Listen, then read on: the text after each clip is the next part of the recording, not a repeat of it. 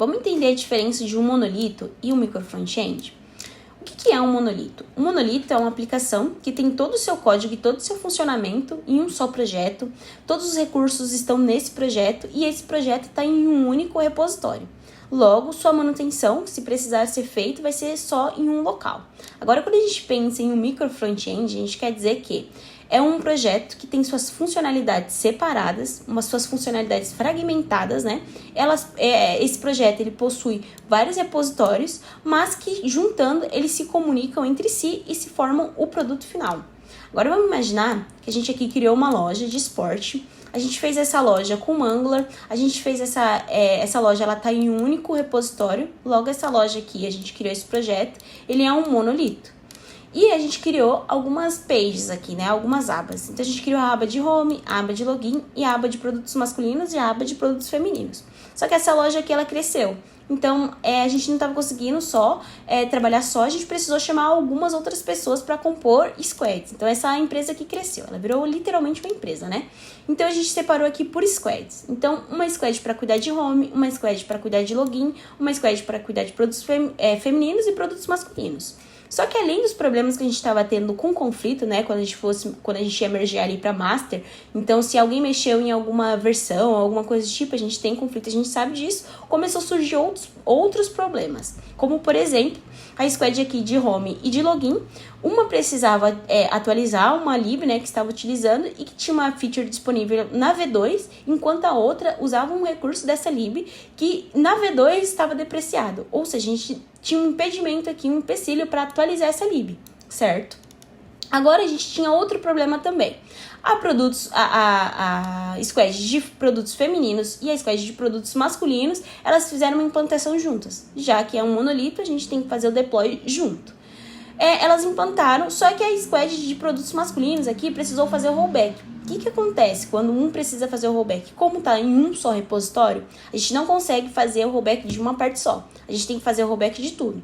Então, o segundo problema é isso. A gente, além de ter que esperar todo mundo para fazer o deploy, se alguma coisa der erro, a gente tem que voltar tudo também. E pensando em solucionar esses problemas aqui, a gente fragmentou o nosso projeto. Ou seja, a gente pegou o nosso projeto, que era um monolito, e a gente transformou ele em um micro front-end.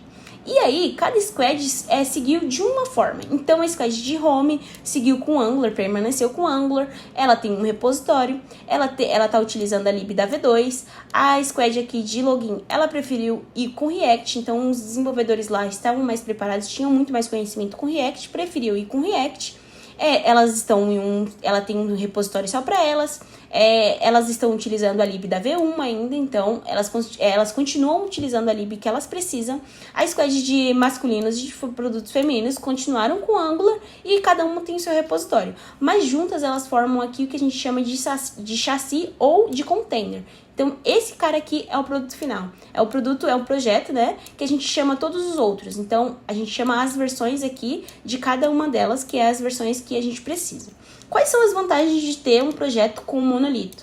Então, primeiro, para desenvolvedores iniciantes, eles têm facilidade de entender um projeto, já que está tudo em um só local. E para a gente fazer pequenos ajustes, né, são mais fáceis e rápido para testar. Por exemplo, a gente criou aqui só subir o servidor e testar no localhost. Agora, quando a gente pensa em um produto com micro front-end, né, a gente tem esses testes um pouco mais...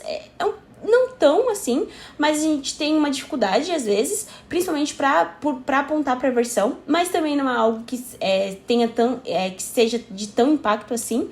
E as vantagens de utilizar o micro front-end, né?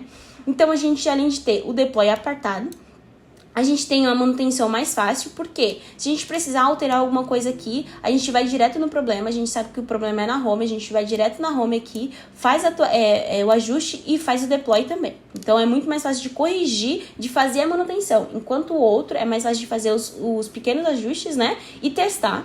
Aqui é mais fácil de você fazer a manutenção e liberar para o cliente, né, produto final. Aqui a gente pode também utilizar tecnologias diferentes, assim como foi aqui. Então, em uma a gente está utilizando o React, enquanto as outras a gente está utilizando o Angular. E também a escalabilidade.